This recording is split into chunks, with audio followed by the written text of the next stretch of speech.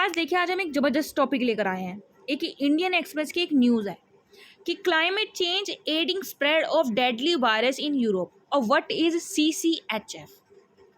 अब ये climate change का, ये CCHF का यहाँ क्या है, रीज़न क्यों आया है और हम इसे क्यों पढ़ रहे हैं, अभी CCHF है क्या, ये कौन सा वायरस है, कौन सी बीमारी है, ये सब जानेंगे आज हम इस न्यूज़ के अंदर। तो आइए पढ़ते हैं कि इंडिया के अंदर एक पर्सन है, वो पाया गया है इस CCHF से इन्फेक्टेड, मतलब कि उसको CCHF है। ये क्या है CCHF? इसकी फुल फॉर्म है क्रीमीन कोंगो क्या नाम है, हेमरोहेजिक फीवर। जो भी है, मेरी प्रोनाउंसिएशन थोड़ी बहुत गलत हो सकती है, तो प्लीज़ आप ये देख लीजिएगा एक बार जाके। हम यहाँ बात करेंगे सिर्फ क्रीमीन कोंगो के बारे में करके बोलेंगे, पूरा बोलने की ज़रूरत नहीं। क्रीमीन कोंगो फीवर जो है वो एक पर्सन पाया गया, उससे एक पर्सन को वो फीवर पाया गया हमारे इंडिया के अंदर लास्ट मंथ गुजरात में। तो देखिए यहाँ पर क्या लिखा है कि ये यूरोप जो है उसकी हीट वेव बढ़ रही है, वाइल्ड फायर्स बनने की वजह से टेम्परेचर राइज हो रहा है। अब टेम्परेचर राइज हो रहा है, अब यहाँ टेम्परेचर की बात इस वजह से हो रही है कि ये जो फीवर है ये हाई, मतलब ये जिस चीज़ से ये फीवर होता है, ये फीवर कोल्ड क्लाइमेट में नहीं फैल रहा, मतलब ये वायरस जो है कोल्ड क्लाइमेट में नहीं फैल रहा है। ये फीवर जिस वायरस की वजह से हो रहा है वो कोल्ड क्लाइमेट में नहीं फैलता है, वो हॉट क्लाइमेट में फैल रहा है। तो जैसे ही वो टेम्परेचर बढ़ रहा है यूरोप का, वाइल्ड फायर्स हीट वेव की वजह से वो टेम्परेचर जैसे इंक्रीज़ हो रहा है, ऐसी एक फियर इस वायरस का स्प्रेड होने का बढ़ता जा रहा है।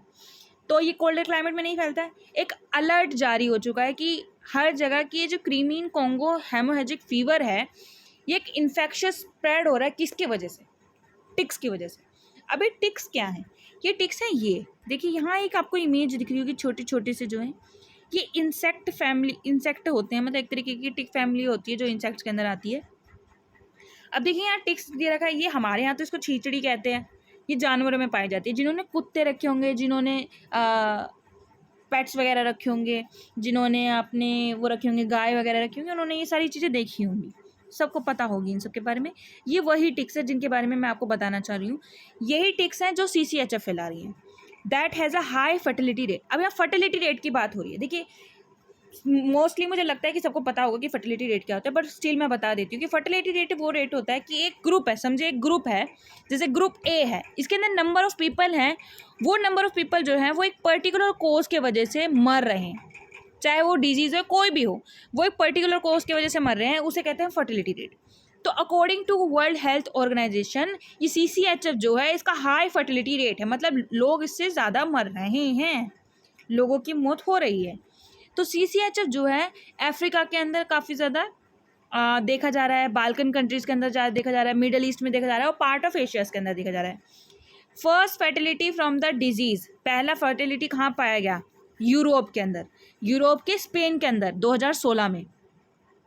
अब एक आर्टिकल पब्लिश करती है हमारी यूरोपियन यूनियन फंडेड रिसर्च, तो उसमें साइंटिस्ट जो हैं वार्निंग दे रहे हैं कि जो CCHF है which can kill between 10% to 14% of the patient is spreading northward and westward in the Europe, कि वो नॉर्थवर्ड और वेस्टवर्ड जो है यूरोप के अंदर वो फैल रहा है, जो 10 to 14% पेशेंट को मार सकता है।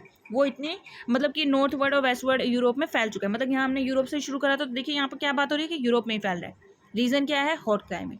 तो अब cases has so far been reported in Spain, Russia, Turkey और UK, इन सब में ये केसेज आ चुके हैं। इंडिया के अंदर भी एक पर्सन देखा जा चुका है लास्ट मंथ गुजरात में, जिसको CCHF है। ओके, अब ये CCHF क्या है, अब ये देख लेते हैं। According to world health Organization, Crimean Congo haemorrhagic fever ये एक वायरल है, मतलब वायरल हेमोरेजिक फीवर है जो यूजुअली ट्रांसमिट होता है किससे? टिक्स से। टिक्स मैंने आपको दिखाया, टिक्स होती है ये, जिसे हम छींचड़ी कहते हैं, जो जानवर पालते हैं उनको पता होगा। तो ये होती है ticks. It can also be contracted through the contact with viremic animal tissues. Viremic animal tissues मतलब animal tissue where the virus has been entered into blood stream. मतलब ब्लड के अंदर वो वायरस है, उन एनिमल्स के कॉन्टैक्ट में आने में भी, उन एनिमल्स के ब्लड के कॉन्टैक्ट में आने में भी क्या होगा, वो वायरस उनको मिल सकता है। During and immediately post slaughter of the animals, CCHF जो है उसका आउटब्रेक कंस्टिट्यूट अ थ्रेट, मतलब कि पब्लिक हेल्थ सर्विस को एक थ्रेट है। ठीक है, ये उसी तरीके से समझ लीजिए कि इसकी, देखिए हमने बात करी थी ऊपर कि इसकी कोई वैक्सीन नहीं है, अभी तक कोई वैक्सीन नहीं आई है। तो वैक्सीन नहीं आई है मतलब ये एक तरीके से अब अभी हम इस बीमारी के बारे में ज़्यादा नहीं जानते हैं। तो ये एक तरीके की आगे जाके एपिडेमिक बन सकती है, जैसे हमारी कोरोना वायरस बनी, जिसके बारे में हम कुछ नहीं जानते, क्योंकि इसकी हाई केसेस फर्टिलिटी रेशियो है 10 to 14%। ओके, तो virus is present in the tick family of the insect according to the US center for disease control and prevention. किस एनिमल्स के अंदर ये पाई जाती है? ओके, यहाँ बताया गया है किन एनिमल्स के अंदर पाई जाती है। कैटल्स के अंदर, गोट्स के अंदर, शीप के अंदर एंड हेयर्स के अंदर। मैंने आपको बताया था कि ये किन किन के जिन्होंने जानवर पाले होंगे, बकरी, गाय, भैंस, इन सब के अंदर ये पाई जाती हैं। कुत्ते में भी देखी जाती हैं, मैंने देखा है खुद, ये देखी जाती हैं। ओके, ये सारे क्या करती हैं, ये वो टिक्स कैरी करती है और उन टिक्स से क्या है, ये वायरस फैलता है। ट्रांसमिशन टू ह्यूमन, ये ह्यूमंस में कैसे आती है अब ये देख लेते हैं। ह्यूमन में अकर होती है through the contact with the infected ticks. जब ये टिक्स इन्फेक्टेड टिक्स के कॉन्टैक्ट में आते हैं तब ये ह्यूमन में स्प्रेड होती है, और या फिर एनिमल ब्लड, जो मैंने ऊपर बताया था, एनिमल ब्लड के कॉन्टैक्ट में आती हैं तब ये फैलती है ह्यूमन के अंदर। CCHF can be transmitted from one infected human. ये एक पर्सन जो इन्फेक्टेड है इससे, वो एक उस पर्सन से दूसरे ह्यूमन बीइंग में भी ट्रांसमिट हो सकती है। किसके कॉन्टैक्ट में आने से? जब वो उस इन्फेक्टेड पर्सन के इन्फेक्शियस ब्लड और बॉडी के फ्लूइड्स जो है उनके कॉन्टैक्ट में आएगा, तब उस पर्सन से दूसरे पर्सन, मतलब उस ह्यूमन बीइंग से दूसरे ह्यूमन बीइंग में भी वो ट्रांसमिट हो सकती है। ज़रूरी नहीं कि सिर्फ एनिमल के कॉन्टैक्ट में आएगा। अगर वो एक ह्यूमन बीइंग जो उस CCHF उसको है, उस वायरस से वो ग्रस्त है, अगर वो उसके कॉन्टैक्ट में आएगा तो भी उसको ये वायरस हो सकता है, लग सकता है। जैसे कि स्वेट हो गया, सलाइवा हो गया, इन सब के कॉन्टैक्ट में आएगा तो उसको भी CCHF हो जाएगा। तो the ticks can also be hosted by the migratory bird. अगर अब देखिए, ये सिर्फ ऐसा नहीं है कि ये सिर्फ ये जानवर जो हैं, ये कैटल, गोट, शीप और हियर्स, ऐसा नहीं है। ये बर्ड से भी, माइग्रेटरी बर्ड्स जो होते हैं उनसे भी स्प्रेड हो सकती है। तो यहाँ पर वही वाली बात होगी कि मौत कहीं से भी आ सकती है। तो माइग्रेटरी बर्ड जो हैं वो भी ये टिक्स कैरी करते हैं, तो वहाँ से भी ये वायरस आ सकता है। दस carrying the virus over the long distance. वो ये जो वायरस है एक जगह से दूसरी जगह आराम से जा सकता है, क्योंकि वो बर्ड्स खुद लेके जा रही हैं। Okay, while the disease was the first detected among the soldiers। अब देखिए, अब यहाँ इस पैराग्राफ में हम बात करने वाले हैं कि इसका नाम क्रीमीन कोंगो कैसे आ गया। ठीक है, पहली बात तो ये साइंटिफिक नेम नहीं है, मैं आपको ये बता दूं कि ये साइंटिफिक नेम नहीं है, या अब ये नाम किस तरीके से धरा गया है अब हम ये जानेंगे। कि पहली तो ये देखा गया एक सोल्जर में, वो सोल्जर कहाँ का था, क्रीमीन पेनिनसुला का था, जो नियर ब्लैक सी है। आप जाके अपने मैप बुक में देखना, सर्च मारना। अब ये वीडियो काफ़ी बड़ी हो जाएगी अगर मैं आपको यहाँ पर बताने लगूंगी। तो क्रीमीन पेनिनसुला जो है, जो नियर ब्लैक सी है, वहाँ पर ये पाया गया था। वहाँ पर एक सोल्जर था, उसमें ये पाया गया था 1944 में। और इट वॉज फाउंड दैट, जो उसकी ये identified in the Congo basin. जब कोंगो में देखा गया तो इसका भी पता चला कि वहाँ पर भी सेम पैथोजोन की वजह से ही हुआ है। तो इसका नाम क्या पड़ गया, thus the disease was named the Crimean Congo haemorrhagic fever. इसका नाम जो है कंट्री के ऊपर रखा गया है, जिस जगह पाया गया उनके ऊपर रखा गया है, ना कि ये कोई साइंटिफिक नेम है। तो आपको ये पता चल गया कि ये नाम इसका क्यों इतना अटपटा है। तो अब हम बात कर लेते हैं कि इसके सिम्टम्स क्या है और इसका क्योर क्या है।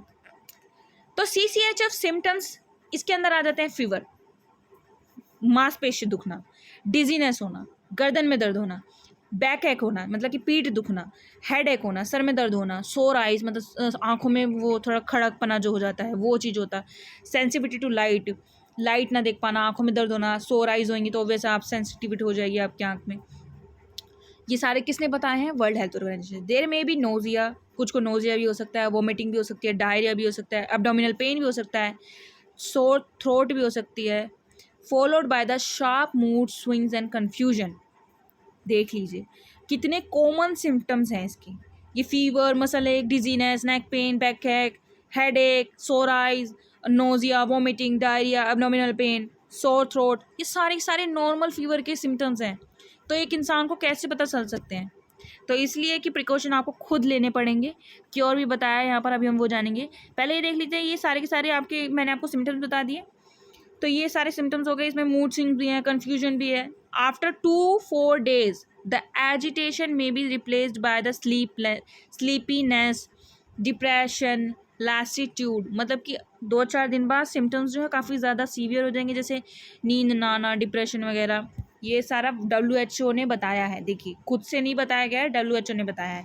देयर इज़ नो वैक्सीन, मैंने आपको बोला था कि इसकी कोई वैक्सीन नहीं है, तभी जाके आगे जाके मैंने बोला था कि कोरोना वायरस की तरह ही है, एक एपिडेमिक बन सकती है, क्योंकि कोई वैक्सीन नहीं है, अभी तक इसका कोई तोड़ नहीं है। No vaccine for the virus is either humans or animals and the treatment generally consists of managing symptoms।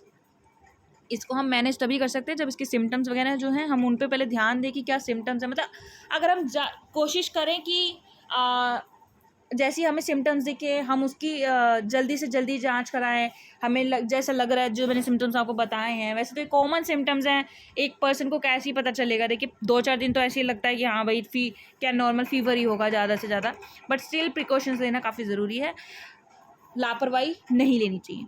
तो सिम्टम्स जो है उनको मैनेज करके है थोड़ा जो है हम इसको अवॉइड कर सकते हैं। According to world health organisation, antiviral drug ribavirin has been used to treat the CCHF infection with apparent benefits।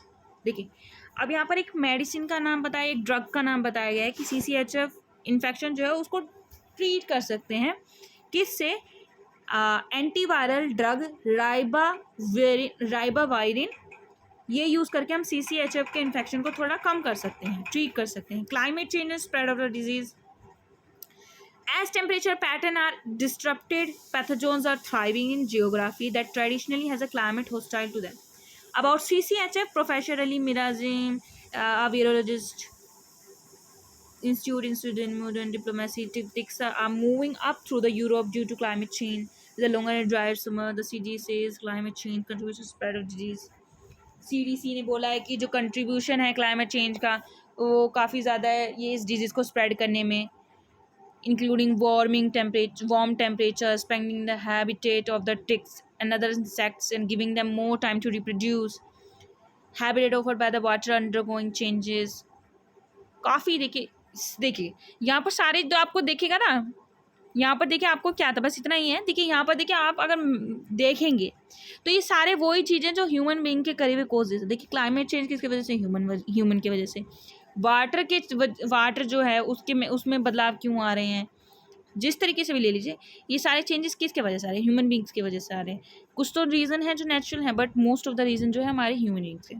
तो मैं लास्ट ऑफ द वीडियो में आपको यही कहना चाहूँगी कि अगर आप इन सब चीज़ को कंट्रोल करेंगे तो मे बी देखिए अब ये टिक्स कहाँ फैलते हैं, ये हॉटर क्लाइमेट में फैलते हैं, कोल्ड क्लाइमेट में नहीं फैलते। मतलब अब ये कोई सीज़न है कि अगर आप ऐसे क्लाइमेट चेंज जो ऐसे हो रहा है, अभी आपने देखा रिसेंटली कभी गर्मी हो जाती है, कभी सर्दी हो जाती है, कभी गर्मी हो जाती है, कभी सर्दी होती है, कभी बारिश हो जाती है। तो ये जो अनइवन मेथड है, अनइवन वो जो चल रहा है, बाढ़ चल रहा है हमारे क्लाइमेट का, तो कहीं ना कहीं यही कंट्रीब्यूट करे। तो इनडायरेक्टली ह्यूमन बीइंग खुद ही एक रीज़न है अपनी बर्बादी का कह लीजिए, या अपनी लाइफ डिस्ट्रॉय करने के लिए। ठीक है, तो मैं आपको ये कहूँगी कि आप ज़्यादा से ज़्यादा कोशिश करें कि आप कंट्रीब्यूट कर सकें इन्वायरमेंट में। ओके, मैं सिर्फ यही कहना चाहूँगी और आज का टॉपिक आपका यही था। तो और इन्फॉर्मेटिव वीडियो के लिए चैनल को सब्सक्राइब करें, वीडियो को लाइक करें और ज़्यादा से ज़्यादा शेयर करें। Thank you.